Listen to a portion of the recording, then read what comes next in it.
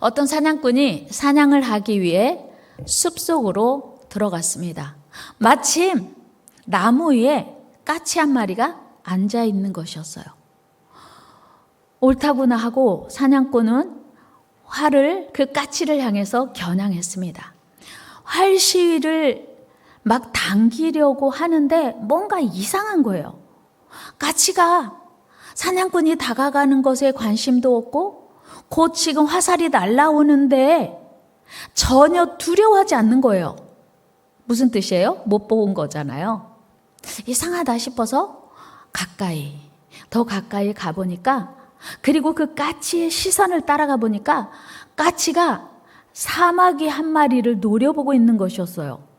그러니까 까치가 자기의 먹잇감인 사마귀를 발견하고 어떻게든 내가 저걸 먹어야지, 놓치지 말아야 하고 그 먹잇감에 집중하고 있는 것이었어요. 그런데 그 사마귀 역시 또 움직이지 않는 거예요. 무슨 일인가 봤더니 그 사마귀는 매미 한 마리를 놓고 침을 흘리고 있는 거예요. 야, 이제 너는 내 밥이야 하고 지금 사마귀는 매미에게 집중하고 있었습니다. 그 순간 사냥꾼이 깜짝 놀랐어요. 와, 모든 생물은 자기가 관심 있는 것, 자기가 필요로 하는 것에 집중할 때는 자기 신변에 어떤 위험이 있는지 전혀 알아차리지 못하는구나 하는 걸 알게 된 거예요. 그렇다면 우리는 어떨까요? 오늘 여러분은 어떻습니까? 혹시 오늘 눈앞에 내가 필요하다고 생각하는 것에 집중하느라고, 나의 목표에만 집중하느라고 우리를 향해 다가오는 여러 가지 위험 요소들에 무관하거나 마음을 두지 않을 때가 있지 않을까? 여러분은 여러분 인생에 가장 중요한 것이 무엇이라고 생각하십니까? 여러분은 지금 여러분들이 가장 중요하게 추구하고 있는 것은 무엇입니까? 그리고 내가 지금 이건 별로 중요하지 않아. 이건 나에게 별로 소용없어 라고 생각하면서 내가 소홀히 여기고 있는 바로 그것이 나의 미래를 좌우할 수 있다는 생각은 안 해보셨는지요? 이 자리는 저보다 더 연로하신 분도 계신데 죄송합니다만 제가 인생을 살아볼수록 나의 결정이, 나의 선택이 늘 옳은 것은 아니더라고 하는 거예요. 아, 내가 정말 잘못 선택했네. 그때는 최선이라고 생각했는데 지나놓고 보니까 이건 최선이 아니었어 할 때가 있더라고 하는 거예요.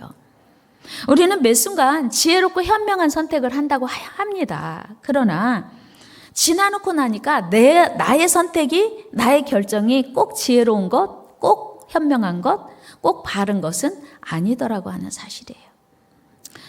여러분, 우리 중에 누구도 2번 살 수 있는 분 계실까요? 없어요. 한 번밖에 없는 인생을 지금 살고 있는 거예요.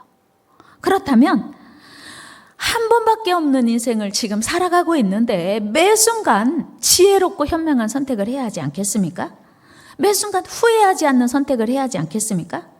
우리 옆 사람과 인사합니다. 우리 초면이신 분도 계실 텐데 우리 지혜로운 선택을 합시다. 현명한 선택을 합시다. 후회하지 않을 선택을 합시다. 너무나 아무리 강조해도 지나치지 않는 것이 매 순간 우리의 선택이 지혜롭고 현명해야 된다고 하는 거예요. 그런데 오늘 본문은 예수님께서 친히 말씀해 주신 내용이에요. 재산이 많은 부자 아버지에게 2 아들이 있었대요. 그런데 그 중에 둘째 아들이 특별히 자유분방한 아들이었던 거예요. 그래서 아버지 집에 사는 것이 너무나 따분하고 지루했어요. 어떻게 하면 아버지 집을 떠날 수 있을까? 어떻게 하면 아버지 잔소리가 없는 곳에 가서 살 수 있을까? 나 하고 싶은 게 많단 말이야. 나는 자유가 필요해. 그런 생각을 늘 하면서 어떻게 하면 아버지 집을 떠나갈 수 있을까 고민하다가 아버지를 조르기 시작했어요.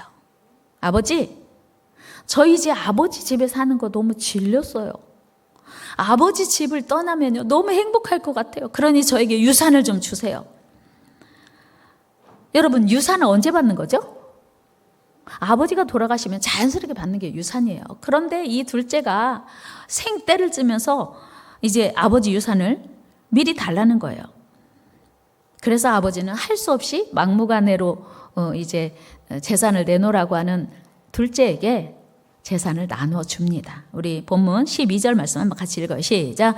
그 둘째가 아버지에게 말하되 아버지여 재산 중에서 내게 돌아올 분깃을 내게 주소서 하는지라. 아버지가 그 살림을 각각 나누어 주었더니. 견디다 못한 아버지가 나눠줬어요. 어떻게 했을까요? 여러분, 그때 당시에 유산이라고 하는 게 논이나 밭이나 뭐 집이나 였지 않았겠어요? 그런데 이거 정리하려면 시간이 걸린다 안 걸린다? 걸리죠. 그런데 단 며칠 사이에 다 정리를 했어요. 어떻게 했을까요? 급매했겠죠. 터무니없이 싼 가격에 급매를 한 거예요. 그리고 먼 나라로 이제 떠나갔습니다. 우리 13절 말씀 같이 읽어요. 시작.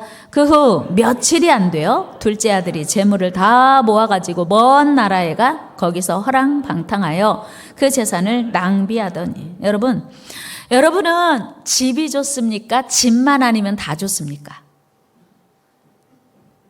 여러분은 집이 좋아요? 집만 아니면 다 좋아요? 집이 좋아요? 그럼 여러분 철 드신 거예요. 집이 좋으신 분들은 어른인 거예요. 집만 아니면 다 좋은 거요? 아직 철이 안 들었다는 증거죠. 아직 어른이 아니라는 증거예요. 그런데 둘째 아들은 집이 너무 싫었어요. 아버지가 너무 싫었어요. 그래서 무작정 집을 떠납니다. 아버지 간섭도 없고 잔소리도 없고 하고 싶은 거 무엇이나 할 수 있는 곳으로 말입니다. 그리고 지금은 돈도 있고 자유도 있고 아버지는 없고 얼마나 좋아요? 야, 내 인생은 내 거지. 이제부터 행복하게 살아보자.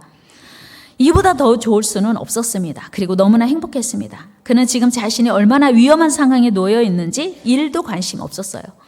그는 오직 자신이 원하던 모든 것을 누리기 위해서만 집중했습니다. 여러분, 우리도요 어떤 일에 집중하다 보면 남들은 다 아는 일을 본인만 모르고 빠져든 수가 있습니다.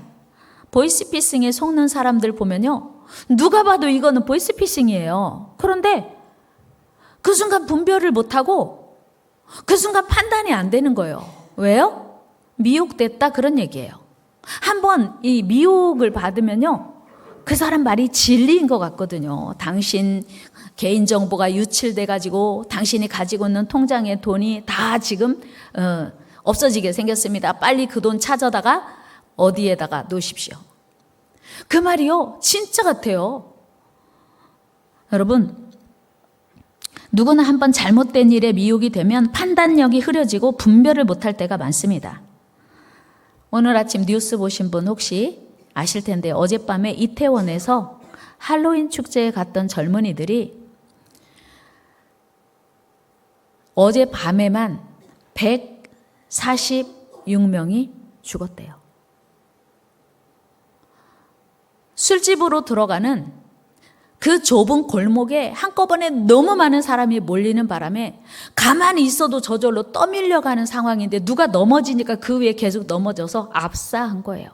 어젯밤에 곳곳에 심폐소생술을 하고 그냥 압사해가지고 순간 심장이 멎으니까 심폐소생술을 하기 위해서 많은 사람들이 그 공간을 확보하지 못해서 어려움이 있었다고 해요.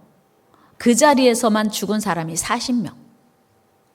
여러분, 어제 저녁에 이태원 그 골목에 왜 갔어요? 자유를 찾아서 간 거예요.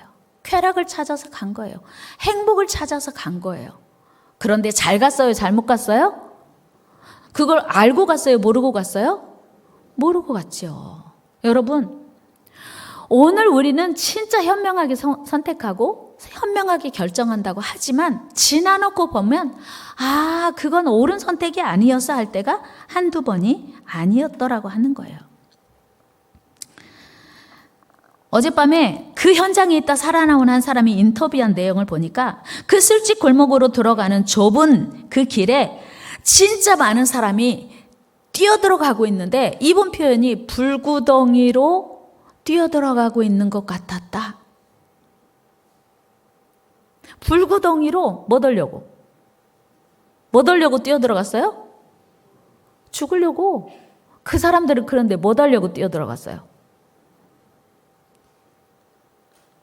즐겁게 그 시간을 보내려고, 10월의 마지막 휴일 밤을 즐겁고 행복하게 보내려고 그 길로 들어간 거죠.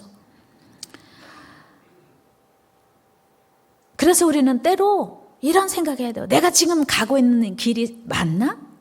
내가 선택한 이 길이 잘 가고 있는 거야? 생각해 봐야 돼요.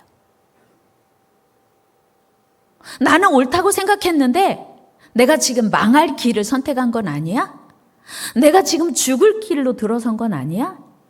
생각해 봐야 돼요. 오늘 본문의 둘째 아들 역시 그런 상황이었습니다. 그의 선택은 지혜로운 것도 현명한 것도 아니었습니다. 그가 선택한 자유는 거짓 자유였어요.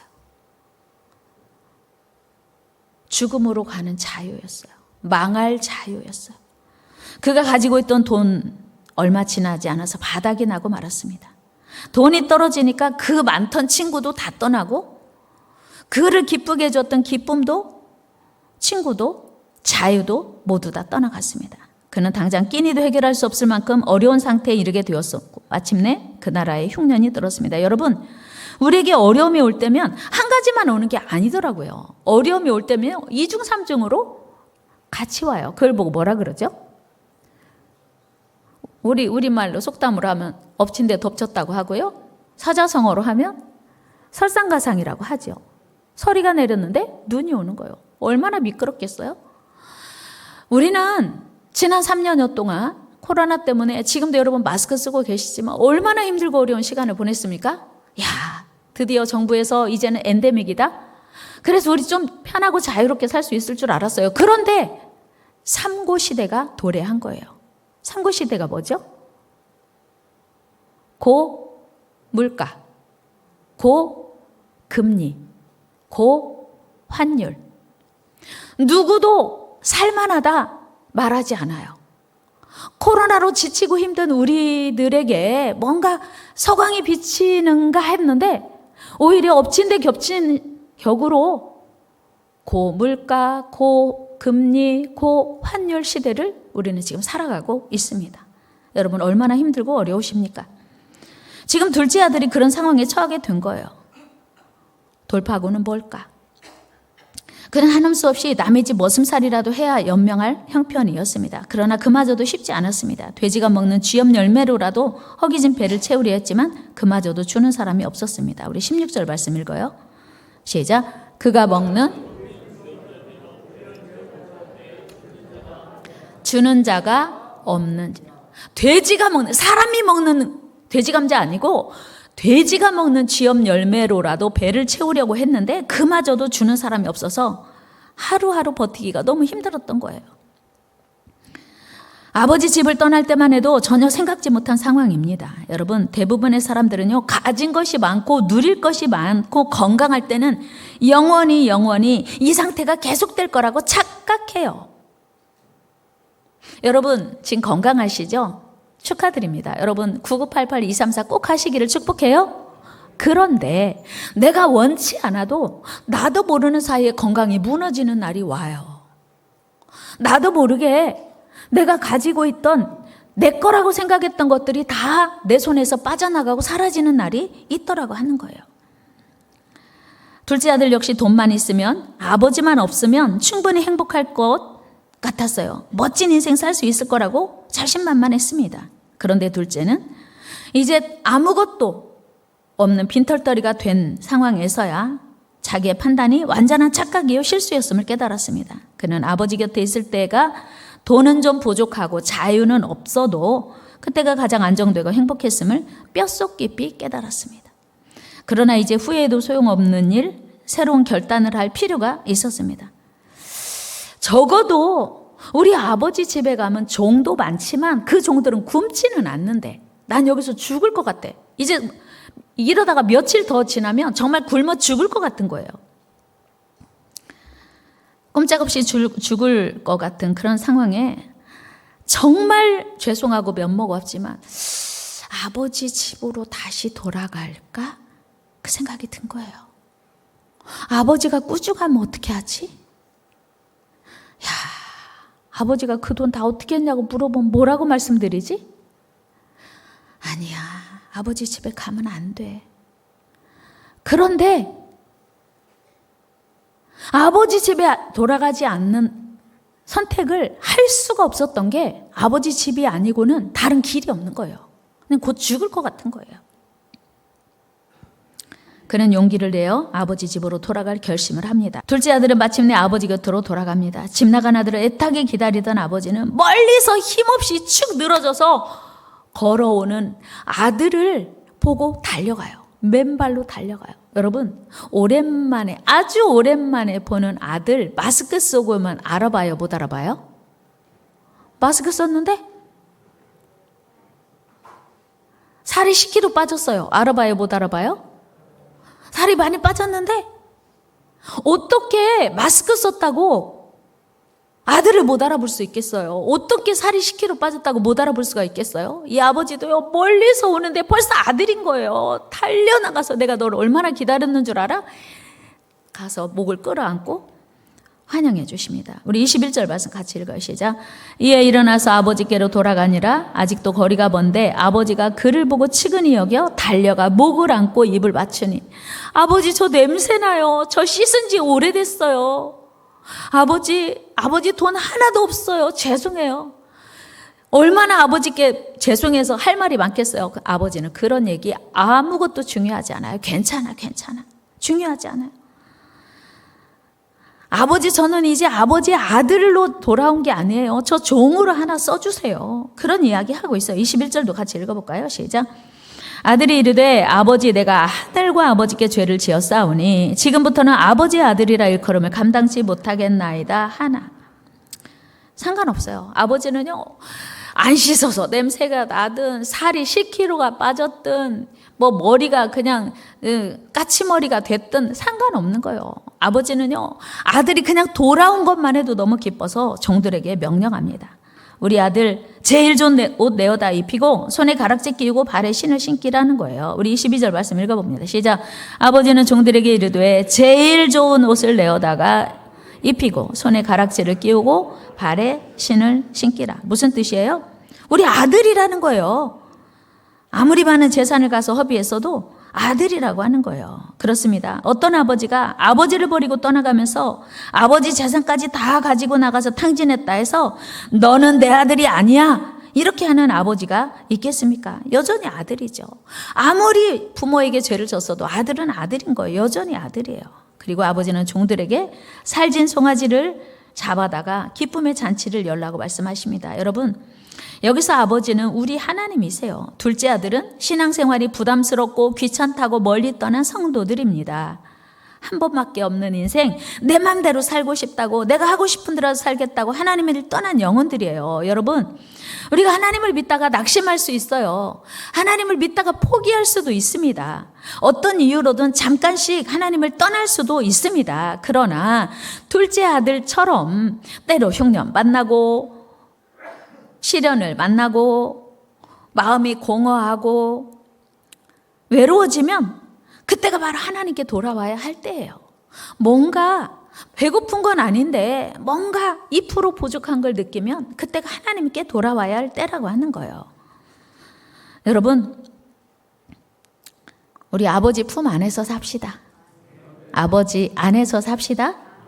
아버지 간섭이 싫고 아버지 뜻대로 사는 것이 힘들어도 아버지 안에 사는 것이 훨씬 안전하고 평안합니다.